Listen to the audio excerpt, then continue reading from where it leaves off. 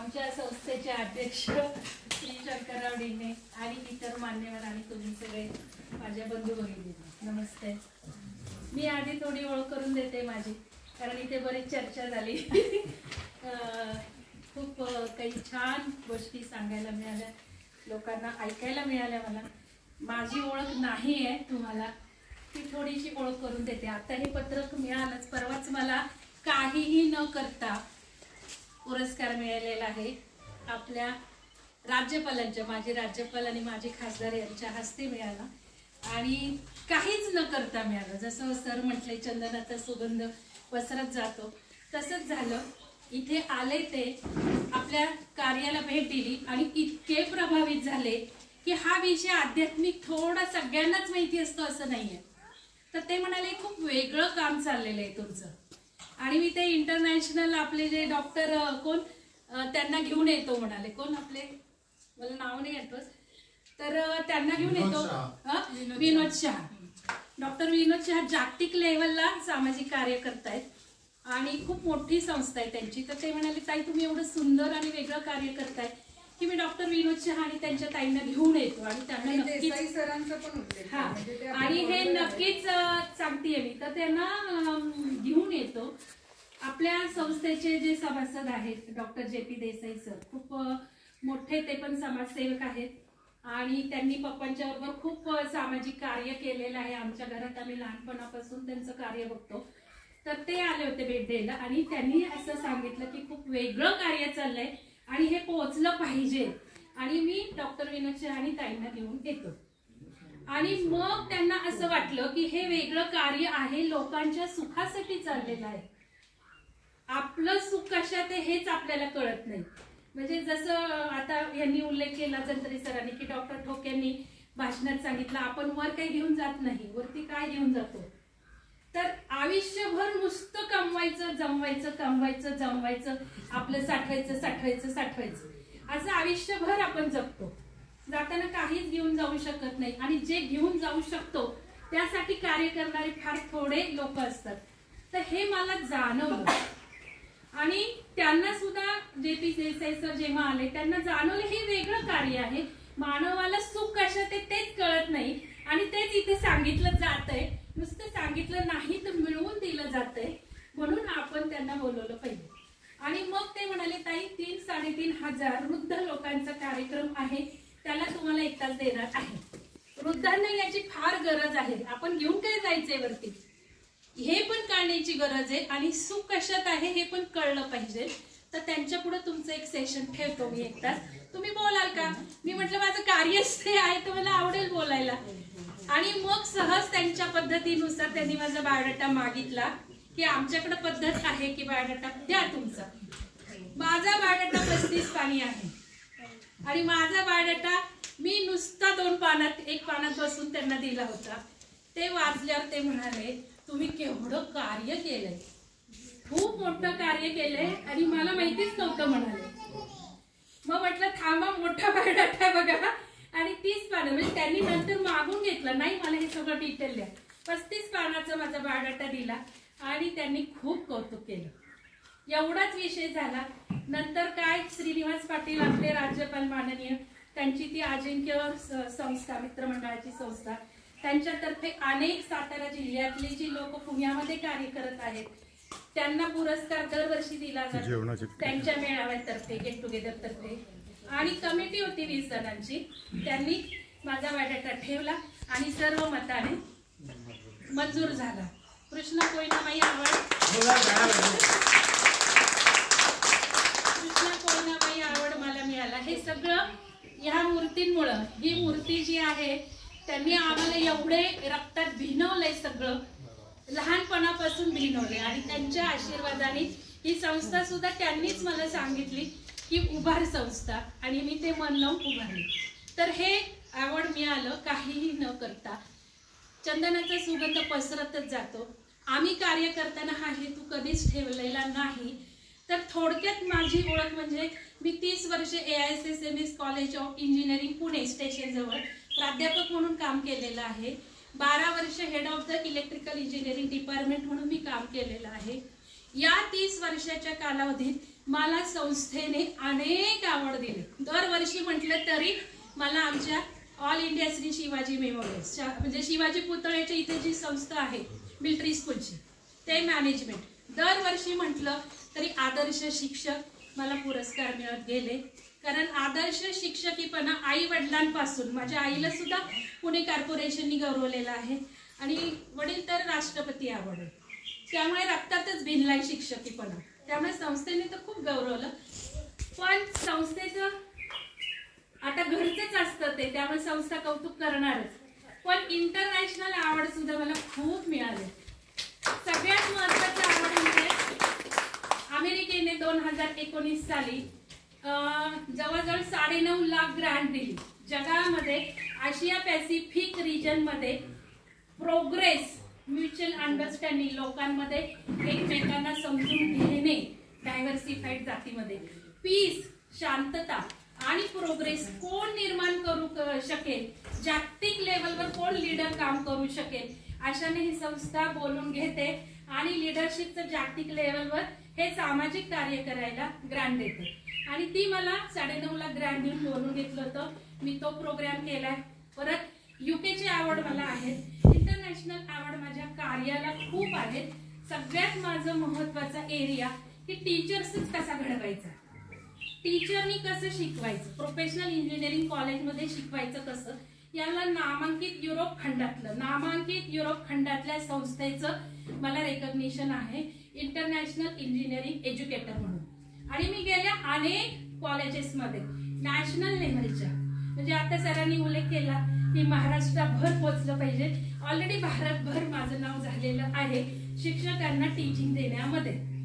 मग त्याच्यामध्ये कर्नाटक स्टेट झालं, हैदराबाद झालं, हरियाणा झालं, बेंगलोर झालं. अतिशय नॅशनल लेव्हलचे इंजिनिअरिंग कॉलेज मला बोलवतात. आता आपण म्हणतो पिकतं तिथे विकत नाही, तो पण अनुभव होता की इंटरनॅशनल बरेच अवॉर्ड मिळाले. बाहेरच्या नॅशनल लेव्हलचे इंजिनिअरिंग कॉलेजेस मला टीचर्स ट्रेनिंगला बोलवतात. AICTच्या टीचर्स ट्रेनिंग मध्ये मला बोलवतात. कारण आता ऑल इंडिया म्हणजे AICT तुम्हाला माहिती असेल टेक्निकल एज्युकेशन, तिने सुद्धा हे कार्य सुरू केले की मुलांनाही घडवा, टीचरलाही घडवा. जगायचं कशात, पीस कशात आहे, शांतता कशात आहे, ह्युमन म्हणून कसं जगायचं, हे AICTनी आता साधारण 2022 पासून सुरू केलं. आपली संस्था स्थापन झाली 2018ला. म्हणजे जे मी कार्य ठरवलं, ऑब्जेक्टिव्ह ठरवलं, त्याचं नंतर AICT ऑल इंडिया लेवलवर काम किती वर्षांनी सुरू झालं हे 2018 मध्येच मी ओळखलं. तर याच्यामध्ये शिकवत असताना गेले म्हणजे 30 वर्ष मी 2022ला डिसेंबर 22ला व्हॉलंटियर रिटायरमेंट घेतली. त्याच्या आधी 10 वर्ष उत्तम हाडाचे शिक्षक होते, मुलांना जीवन शिक्षण देतच होते. पण नंतर मला असं जाणवायला लागलं क्लासवर गेल्यावर की मुलांना शिकायचं नाहीये, मुलांना आज वेगळं हवंय. शिकायचं होतं आपल्याला घडायचं होतं, आपल्याला नाव उज्ज्वल करायचं होतं. मुलांना ऑलरेडी दिलेलं आहे पालकांनी, सगळं उभारलेलं आहे, संपत्ती आहे, गाड्या आहेत, बंगले आहेत. मुलांना हे नको, हे मुलांना वेगळं काहीतरी हवंय. आणि मुलं आई वडिलांनी घातलं, ऍडमिशन घातली, त्यांच्या इच्छा म्हणून येणं, क्लासमध्ये लक्ष न लागणे, हे मला जाणवू लागलं. आणि त्यामध्ये मला थोडंसं प्रोफेशनल दुःख आलं. मी नेहमी सक्सेस नंबर टॉपवर लहानपणापासून, राष्ट्रपती लेवलवर मी 3 वर्ष खेळाडू होते, शाळेत कधीच नंबर चुकवलं नाही, भाषणात नाही, 20-20, 25-25 संस्थांमध्ये माझे नंबर यायचे सगळ्यामध्ये. असं असताना कॉलेजमध्ये टॉप 1 होते. हेड ऑफ द डिपार्टमेंट मला उत्कृष्ट लीडर म्हणून 3दा अवॉर्ड दिलेला आहे. कारण माझ्या डिपार्टमेंटचा प्रोग्रेस दुप्पट तिप्पट असायचा इतर डिपार्टमेंट पेक्षा. हे सगळं असताना मला प्रोफेशनल दुःख आलं. दुःख आल्यानंतर मी पचवू शकले नाही. हे मला कळलं की यश खूप इझिली पचवता येतं, पण दुःख नाही पचवता येत. ना मुलांना पचवता येत, ना मला पचवता येते. मग मी गेले विपश्यनेला. मग आपल्याला माहितीये विपश्यनेला दुःख हरणं होतं. बुद्धांनी मानवाला महान मंत्र दिलाय दुःख हरणाचा. विपश्यनेला मी गेले. 3ऱ्या दिवशी का 4थ्या दिवशी मी ढळढळ रडले, खूप रडले. असं वाटलं की मला आई वडिलांनी उत्तम संस्कार दिले, मला माझ्या शिक्षकांनी उत्तम घडवलं, मी आतापर्यंत उत्तमच सगळं केलं, पण मला दुःख पचवायचं कसं हे का नाही कोणी शिकवलं ना. माझ्या आई वडिलांनी ना माझ्या शाळेतल्या कोणत्या शिक्षकांनी ही व्हॅल्यूज दिली नाही मला. आणि बुद्धांनी तर सगळ्या जगाला दिलाय हा मंत्र.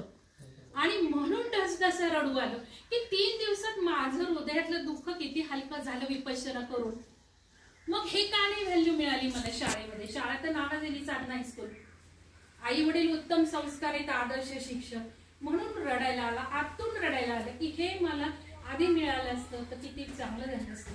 मग अंतकरणात ना आवाज आला, मग तू आहेस ना, तुला नाही दिलं कोणी, मग तू दे ना, तू कर ना उपयोग त्याचा, तुला आज ही व्हॅल्यू मिळाली.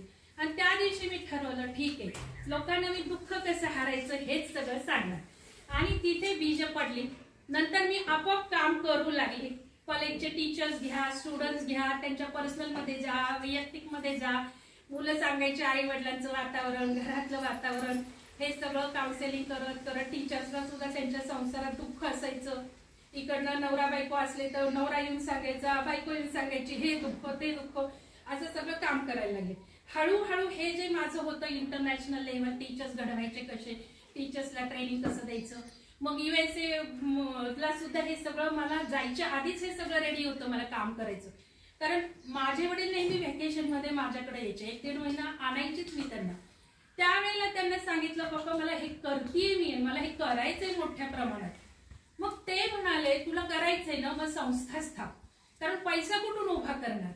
एक NGO स्थापन केली की लोक हात लावतात, लोक उभारतात ती संस्था, लोक पुढे नेतात, तू एकटी कुठवर करणार. म्हणून मग त्यांनी आपले JP देसाई यांचे मित्र घेतले आणि ही संस्था स्थापन झाली. आता संस्था स्थापन झाली, घरातलेच सगळे घेतले, मॅडम घेतल्या, डॉक्टर ठोके घेतले, माझा मुलगा घेतला, माझी वहिनी घेतली, असं सगळ्या घरातल्या लोकांना यांच्या डायरेक्शन खाली एकत्र बांधलं आणि संस्था स्थापन झाली.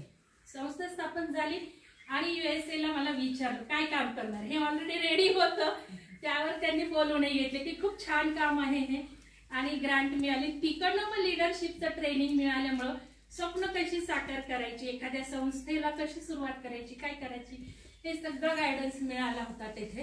आणि सुरू केलं काम. तर आता संस्था काय काम करतेय तर गाभाच सुखाचा गाभा आहे. म्हणजे संस्थेचं जर ब्रीद वाक्य बघितलं तुम्ही तिथे, ecstasy for body mind soul spirit. अत्यानंद परमानंद कुठल्या लेवलवर, शारीरिक लेवलवर नाही, बॉडी माइंड, मनाला पण पाहिजे. आज बघितले तर मनाचे जास्त डिप्रेशन आणि अँझायटी हे प्रॉब्लेम सुरू झाले. शरीरालाही परमानंद सुख, मनाला सुद्धा परमानंद सुख, आत्म्याला सुद्धा. आत्मा आपला हा आत्मा, शरीर तर सोडून जातो, आत्मा तोच राहतो, जीवन जीवन रूप फक्त बदलतो, म्हणून आत्मा सुद्धा. आणि आत्मा सुद्धा विलीन केला, मोक्ष जर आपण प्राप्त केला, उरतं ते चैतन्य. हे चैतन्य कधीच नाश पावत नाही ब्रह्मांडात. तर हे जे काही माग उरणारे आत्म्यानंतर मोक्ष मिळाल्यानंतर सुद्धा त्या चैतन्याला सुद्धा चांगलं परमानंदात ठेवता आलं पाहिजे, यासाठी संस्था कार्यरत आहे. सगळे आमचे उपक्रम या ध्येयाखाली, ब्रीद वाक्याखाली चालतात. तर मनुष्य काय करतोय, सगळा म्हणजे माझंही आयुष्य जर बघितलं तर मी सगळ्यात टॉप 1 होते. नुसतं वन करायचं, आपलं करिअर, आपले गोल्स, आपलं संसार, एक घर झालं, दुसरं घर, एक गाडी झाली, दुसरी गाडी, संपत्ती, ऐश्वर्य, कपडा लत्ता, दाग दागिने, नाव, डोलारा, प्रसिद्धी, धाव धाव धाव धाव धाव. आतून कोण समाधानी असतं. हे जर विचारलं ना बाबा तुम्ही सुखी आहात का, आपणही आपल्याला, तर उत्तर येतं नाही.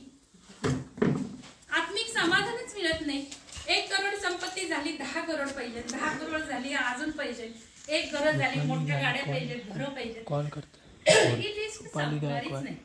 मुलांना सुद्धा मी त्यावेळेला टेक्नॉलॉजिकल शिक्षण देत होते. टेक्नॉलॉजी आणली आपण, मिक्सर आणले, फ्रीज आणले, गाड्या आणले, काय करून बसलो आपण, सगळे दुःखच करून बसलो ना. आज मिक्सर आले, कमरा बसल्या, आज फ्रीज आणले, आपण सगळं हे वायू तत्व बिघडून घेतो, संधिवात होतो, फ्रीज मधलं अन्न खातो. माझी आई तर मला नेहमी म्हणायची, बऱ्याच व्हॅल्यूज माझ्या आईकडनं मला मिळाल्या. आई मला म्हणायची जेवढे शोध तेवढे रोग. ते मनात ठसत होतं. आईने जे व्हॅल्यू दिले ते एक एक वाक्य मनात ठसत होतं, जेवढे शोध तेवढे रोग. आणि मग कळलं की मुलांना सुद्धा मी टेक्नॉलॉजिकल घडवते. आज माझी मुलं जगामध्ये टॉप 1 आहेत, पण सुखी नाही आहेत. नंतर मला 10 वर्षांनी भेटायला येतात, 15 वर्षांनी भेटायला येतात, आणि त्यांना जेव्हा मी विचारते त्यावेळेला कळलं की टेक्नॉलॉजी प्रोग्रेस देते, समृद्धी देते. आपण समृद्ध होतो पण आपण सुखी नाही होत, आपण समाधानी तर मुळीच राहत नाही. हे मुलांच्या बाबतीतही कळलं, आपल्या सगळ्यांच्या बाबतीत तेच आहे. मग सुख कशात आहे हेच कळत नाही. मग सुख कशात आहे यासाठी ही संस्था कार्यरत आहे.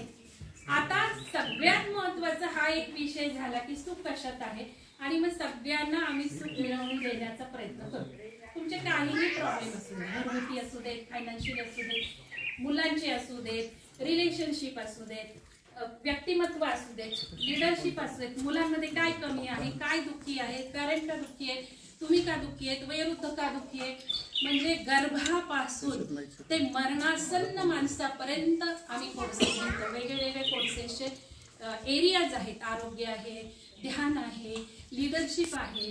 बरं, आपल्या इंजिनिअरिंग कॉलेजमध्ये MOU आहेत वार्षिक, वर्षाला आम्ही जातो. शिक्षकांना स्पेशली जास्त देतो, म्हटले तर मुलांना थोडं देतो. असे वेगवेगळे 7 सेंटर्स आहेत आपले. ज्ञानम सेंटर खाली वेगळे कार्यक्रम. हे केंद्र आहे हे आध्यात्मिक आहे, यातला एक भाग आहे विहंगमचा. एक सेंटर आहे ध्यानम सेंटर म्हणून, आणि रिट्रीट सेंटर म्हणून. मग इथे रूम्स आहेत. इथे आपण फक्त ध्यानाचं आणि स्पिरिच्युअल प्रोग्रामचे कार्यक्रम इथे घेतो. इतर सगळं कार्यक्रम आमचे 90% ऑनलाईन चालतं. मी आता ग्रुपवर लिंक टाकणार आहे आमची, तुम्हाला जोडून घ्यायचं जोडून घेऊ शकता. जे कार्यक्रम करायचे ते करू शकता. 90% मोफत, 90% ऑनलाईन, 10% ऑफलाईन आणि 10% पेड असं स्वरूप आहे. आता हे सगळं आमचं देणगीवर चालतं. जे लोक देणगी देतात, ज्यांना त्यांना अनुभव आलेले आहेत, त्याच्यावर हे सगळं कार्य चालतं. तर सगळ्यात हा एक महत्वाचा अजेंडा झाला. आता दुसरा अजेंडा सांगते. कार्य करायला लागल्यावर एक एक गोष्टी उलगडत गेल्या, आणि आज जे म्हटलं जातं की मी 30 वर्षाची नोकरी सोडली, उत्तम. मला 1.5-2 लाख पगार होता. तो सोडून मला लोड किती होता, टीचिंग लोड. हार्डली मला 3 लेक्चर्स एमईची घ्यावे लागायची. एमईची म्हणजे पोस्ट ग्रॅज्युएशनची मुलं यायची नाही यायची, आणि एखादं प्रॅक्टिकल सिनियर असल्यामुळे, आणि निवांत होतं. तरी सुद्धा मला असं वाटायला लागलं की हे जेव्हा कार्य सुरू झालं, हे जेव्हा कोर्सेस घ्यायला लागले, असंख्य लोकांचे जीवन बदलायला लागले. 21 दिवसाच्या पहिल्याच कोर्समध्ये, 21 दिवसाच्या पहिल्या कोर्समध्ये लोकांनी घरं बांधली, फ्लॅट झाले, गाड्या झाले, काय त्यांना हवंय ते. गोळ्या बंद झाल्या, हॉस्पिटलमधनं रिलीज झाले, रिलेशनशिप सुधारल्या. दुसरा प्रोग्राम त्यांनी मला फोर्सफुली हे करायला लावलं, लॉन्च करायला लावलं आणि घ्यायला लावलं नॉनस्टॉप.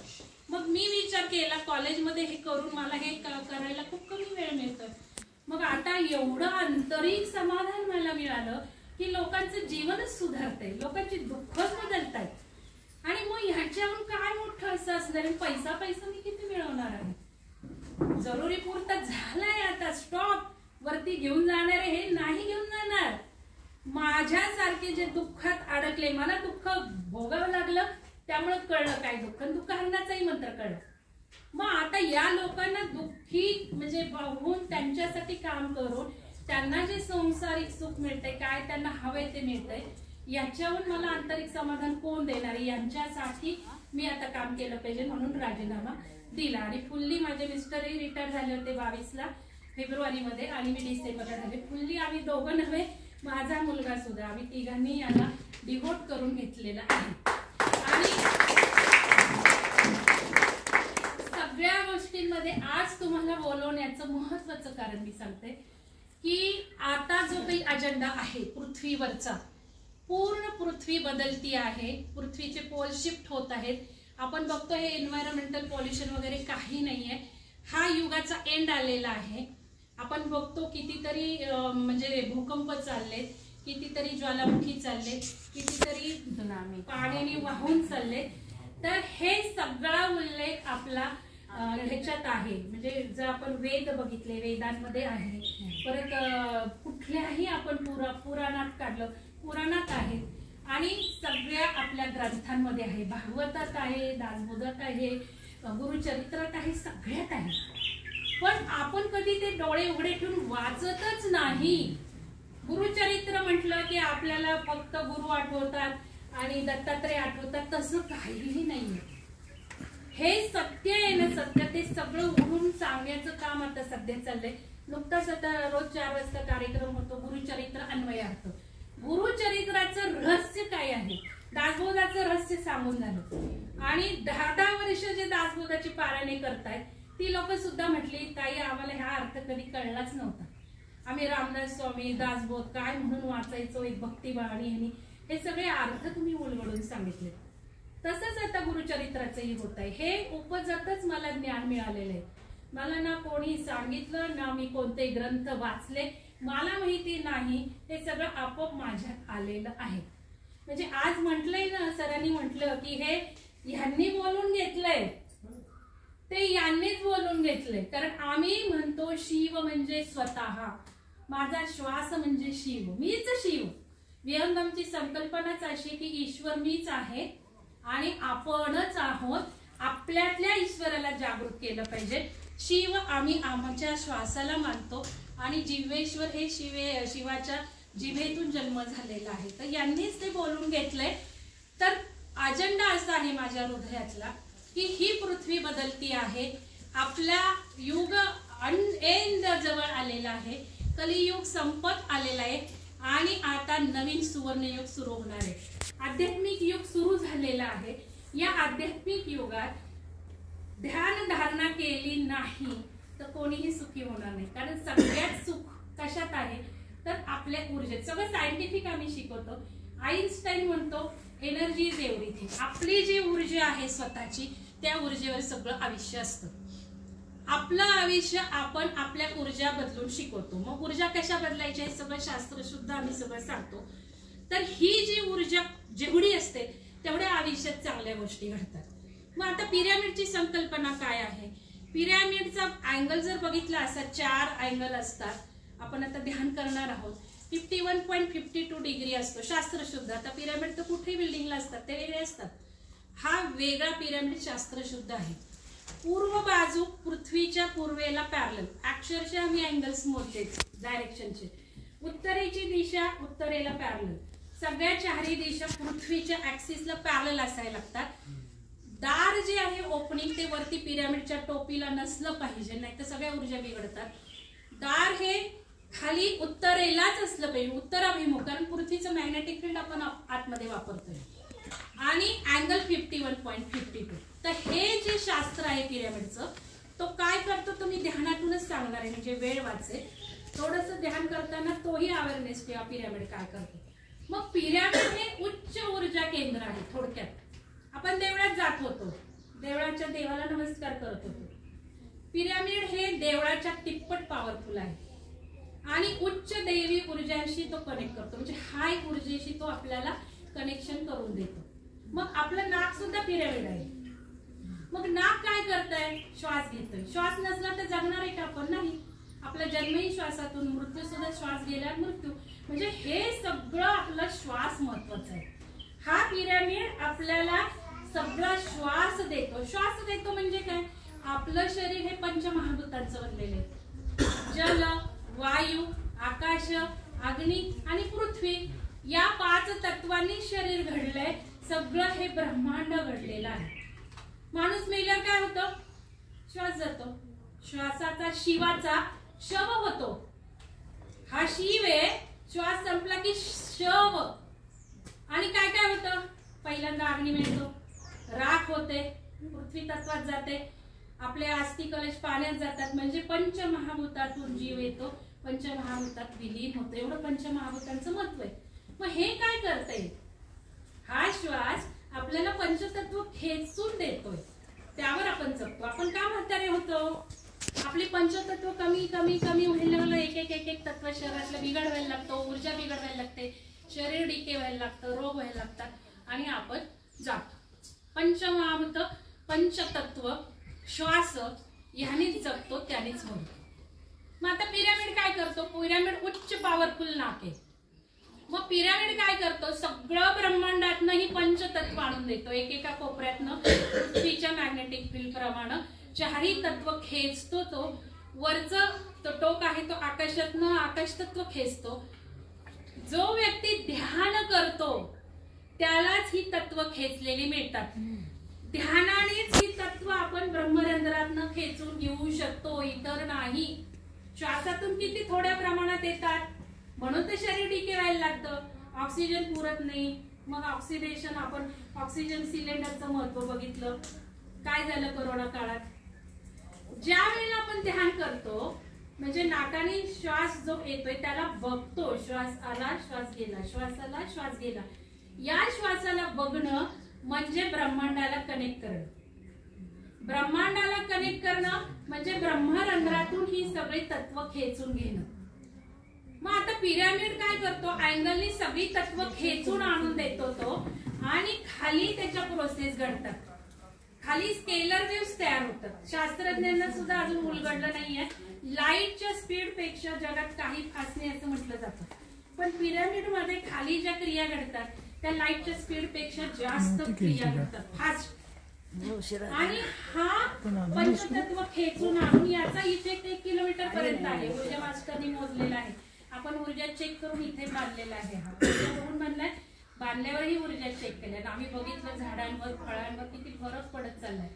तर या स्केलर वेव्स अद्भुत प्रोसेसिंग करतात त्या पंचतत्वांचं, आणि आपण ध्यान करत असताना आपल्याला मिळायला लागतात.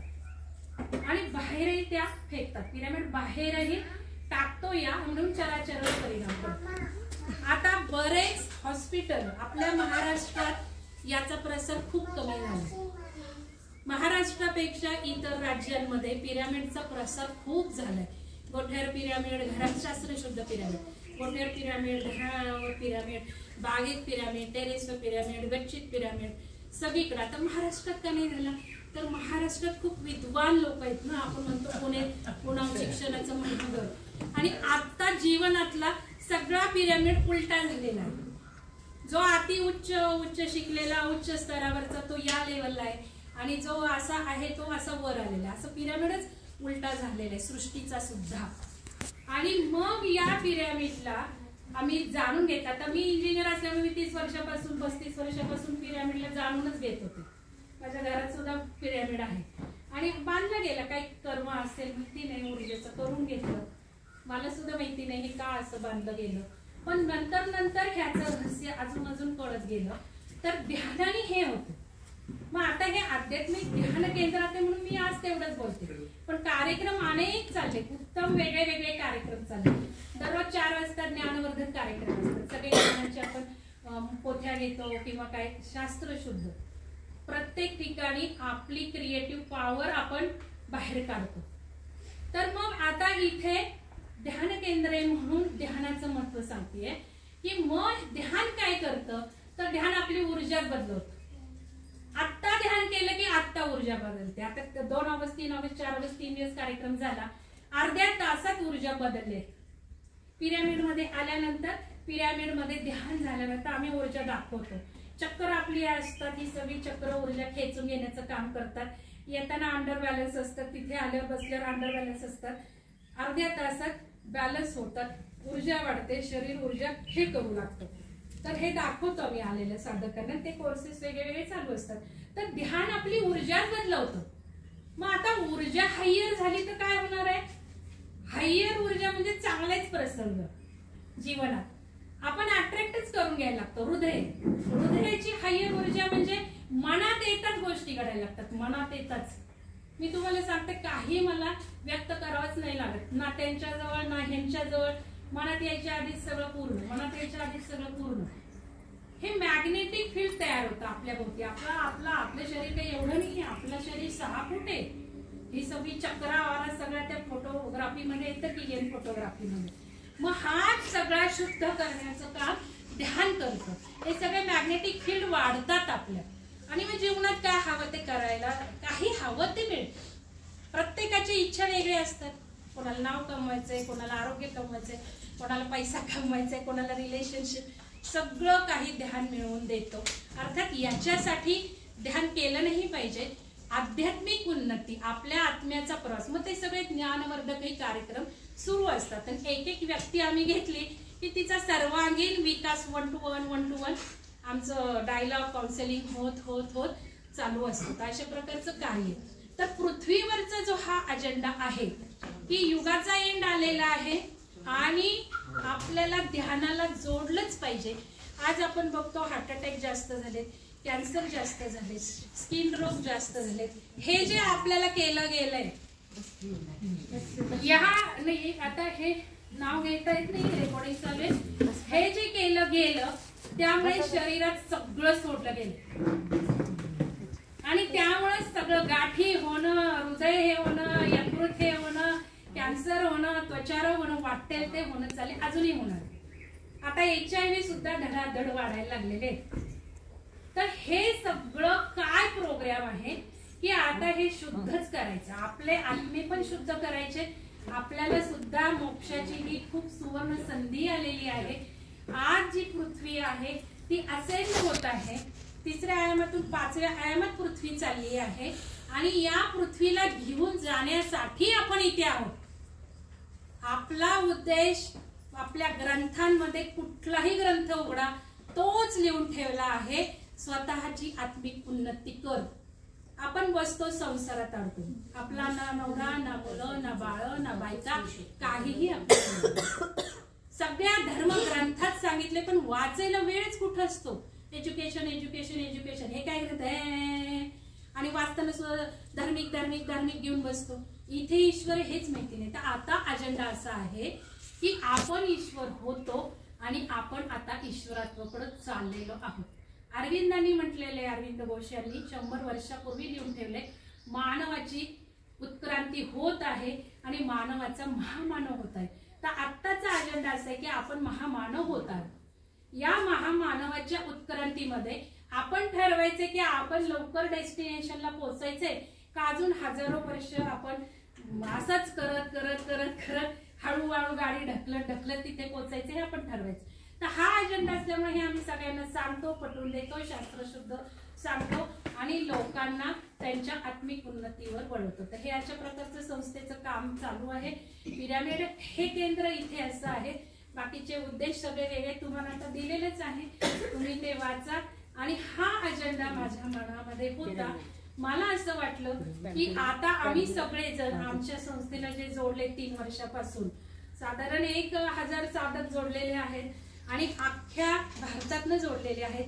इथे 1 दिवसासाठी येणारे लोक वेगवेगळ्या स्टेटमधनं येतात. परवाच 2, 3, 4 ऑगस्टला बेंगलोर होतं, सुरत होतं, हैदराबादच्या मॅडम होत्या, त्यांचं ऐनवेळेला कॅन्सल झालं.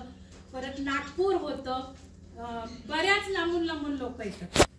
तर हे सगळं लोकांपर्यंत पसरत चाललंय. ज्यांना यायचंय ते येतात, एका दिवसात येतात, सकाळी येऊन संध्याकाळी जातात. राहणारे आता हा 3 दिवस कार्यक्रम होता म्हणून तर हे कार्य असं चाललेलं आहे. तर बरेच अजेंडे आहेत, तुम्ही जाणून घेऊ शकता. ऑनलाईनच कार्यक्रम बरेच असतात, तुम्ही सहभागी होऊ शकता तुमच्या तुमच्या आवडीनुसार, तुमच्या इंटरेस्टनुसार. आणि या विधायक कार्याला हात मात्र जरूर लावू शकता. ना पुरस्काराची इच्छा आहे ना काही कौतुकाची इच्छा आहे, पण नक्कीच विधायक कार्यात सर्वांनी सहभाग घ्यावा ही सगळ्यांना विनंती आहे. तर आज आता आपण ध्यान पण करणार आहोत, एक अनुभूती ध्यानाची घेणार आहोत, पिरामिडची अनुभूती घेणार आहोत आणि सगळ्यांनी प्रसाद केल्याशिवाय जायचं नाहीये. आजचा हा प्रसाद स्पॉन्सर केलाय डॉक्टर ठोके आणि शैलजा मॅडम यांनी. तर असं प्रत्येक जण पुढे येतं. आता 3 दिवस कार्यक्रम होता, त्याला एका साधकांनी नाश्ता स्पॉन्सर केला. दरवेळेला आम्ही नाश्ता देतो आणि जे काही देणगी आहेत त्यातून जेवण आणि कार्यक्रमाला काही खर्च असतो तो चालू असतो. तर आपली संस्था ATG अंतर्गत आहे, त्याच्या मार्फत तुम्ही नक्कीच आमच्या विधायक कार्याला हातभार कधीही लावावा. मी स्कॅन कोड टाकणार आहे. तुमचे कोणाचे वाढदिवस, घरातले कार्यक्रम, पित्र, काहीही कारणानिमित्त तुम्ही देणगी द्यावी आणि ATG अंतर्गत तुमच्या इन्कम टॅक्स साठी फायदा पण घ्यावा. हा मात्र मदतीचा हात जरूर सर्वांनी द्यावा. तर आजच्या या निमित्त मी हे सर्वांना आवाहन करते आणि माझे 2 शब्द संपवते. तर सर्वांचे